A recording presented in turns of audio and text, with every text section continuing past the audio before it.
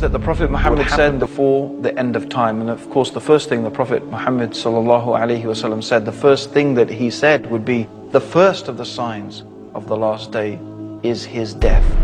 And the last day is soon upon us. And that's what the Prophet said then, 1,400 years ago. How close must it be now? Let's look at some of the things the Prophet Muhammad, may Allah's peace and blessings be upon him, said in various narrations. First of all, the Prophet Muhammad mentioned that amongst the signs of the last day is that you would see the barefooted Bedouins compete with each other in building tall buildings. This is remarkable, because I invite anybody to look and go and visit Dubai, Abu Dhabi, Saudi Arabia, Bahrain. These are places where 60 years ago, I remember when I was in Kenya, and they were complaining how there was no more money coming from Saudi Arabia after 9/11 and so on and so forth.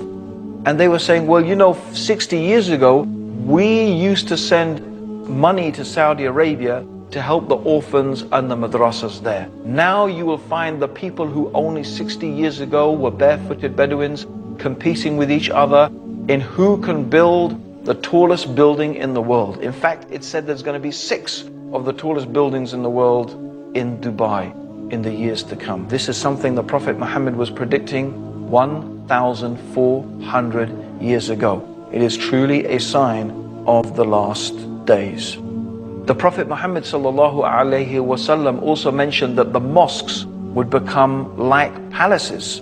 And this is the case even though the Prophet ﷺ ordered simplicity in the houses of Allah. The fact is that they've become more and more fantastic, and more money is being spent on these mosques with domes and floors and golden domes and floors and everything to match, with so much lavish chandeliers and carpets like palaces, as the Prophet ﷺ said would happen.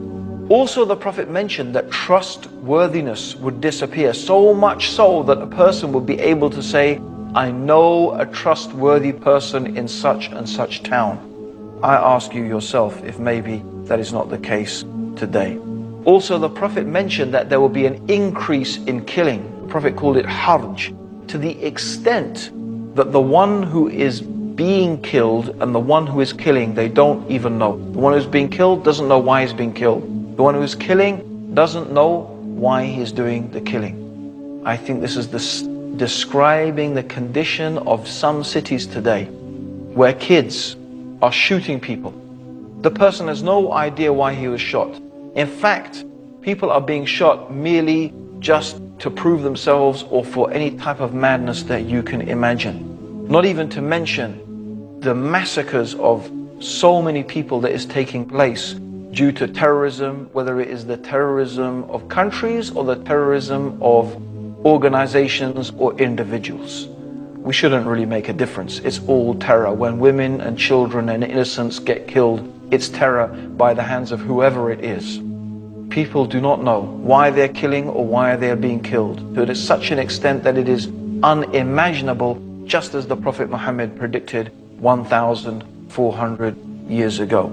Also, the Prophet mentioned that there would be the increase in the use of riba, which means usury, interest, credit cards, mortgages, things like that. In fact, to the extent that no one would be able to escape the dust of it. Everybody will be affected by it. And this is without doubt the truth of the world economy today. The whole world economy is affected and controlled by banks and the use of interest money. Even though in Islam it is totally prohibited, even though in Christianity, up until the 16th, 17th century, riba was forbidden in Christendom as well. But yet today, it is something that controls the world economy to the extent that no one can escape it, just as the Prophet Muhammad predicted 1,400 years ago. The Prophet also said that there will be an increase in literacy. In fact, so many people will be able to read and write, but actually knowledge will decrease. Isn't that a type of paradox? More people will read, and what do we end up reading? Most of us, we read rubbish. We read rubbish stuff. But we can read, but knowledge, especially knowledge of the religion, despite the fact that more people can read, ignorance has become prevalent. And this is what the Prophet ﷺ said, that religious knowledge would decrease, not by the books disappearing, not by, knowledge being taken from the minds of the people. No, the knowledge in the sense of the books will be there, but the scholars, so that only ignorant people will remain. And people will ask them for religious verdicts, and they will give it, even though they are ignorant, and they will misguide themselves and misguide others. Anyone acquainted with the Muslim world today will be familiar with this. And the Prophet mentioned the speakers will be many and the scholars will be few. And this is what we can find exactly. There are many speakers, many thinkers, many intellectuals, many people, alhamdulillah, giving dawah. Maybe not enough people, but the scholars, they are so few. And this is a type of sign of the last day, that the scholars will be taken away, and this is exactly what we find happening.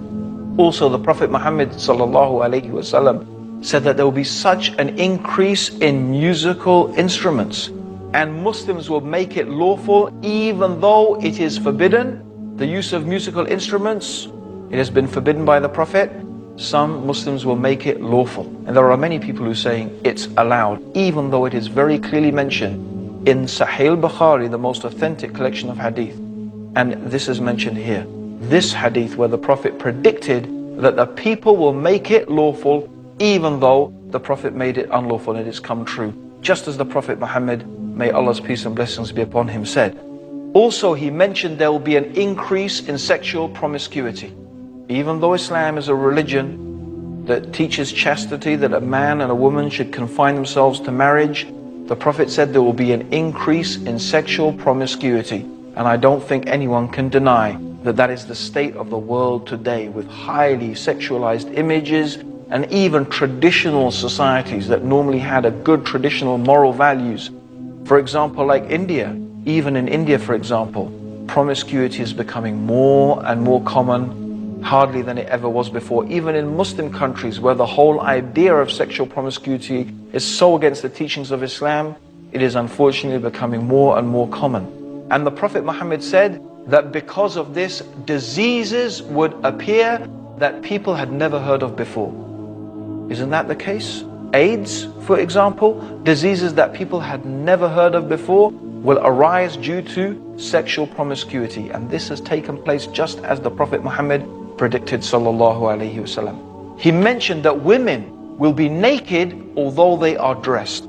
The dress of some women today, which in all but means is nakedness, with the clothes that are so tight they describe every shape of the body, which this technology did not exist to make those type of clothes in the time of the Prophet.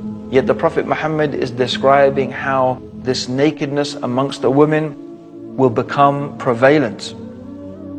And also the Prophet mentioned that there will be shouting in the mosques, something that is prohibited in Islam, and it's something that I have witnessed myself. And also the Prophet said the worst and the most ignorant people will become the leaders. And really, I have to say, if we look at some of the world leaders today, even of some of the superpowers, it seems as if what the Prophet said about the worst and most ignorant people becoming leaders seems to have taken place, exactly as the Prophet Muhammad said.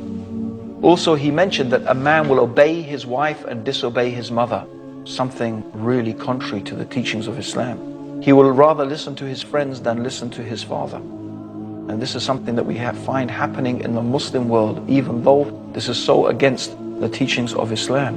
Men will wear gold and silk and they will make it lawful, even though the Prophet has made it unlawful. People will abandon the religion of Islam for a small worldly gain. And keeping onto the religion will be like holding two hot coals. I am mentioning all of these things, and there are many, many more things that the Prophet Muhammad ﷺ mentioned. But these are some of the small signs concerning the events that will take place before the last day. And as we can see, these things that I have gone through, almost without exception, they have come true in a way that is so clear and so obvious and so apparent.